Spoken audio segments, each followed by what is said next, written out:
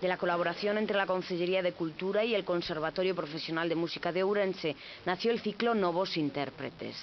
Deste conservatorio saíron e saen promesas, e non verdadeiros profesionais da música que hoxe desenvolven a súa actividade en grandes orquestras, non?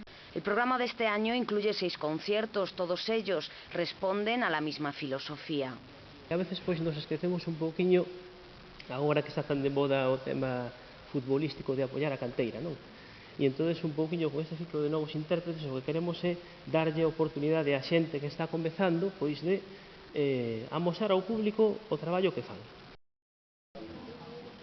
La Consellería de Xuventude presentaba esta mañana la actividad Unha ollada ao ceo. Durante los meses de mayo, junio y octubre habrá lugares de observación del firmamento en varios puntos de la ciudad. El estreno será en mayo los días 15, 18, 21 y 24 con la instalación de telescopios en la cubierta del Centro Comercial Pontebella.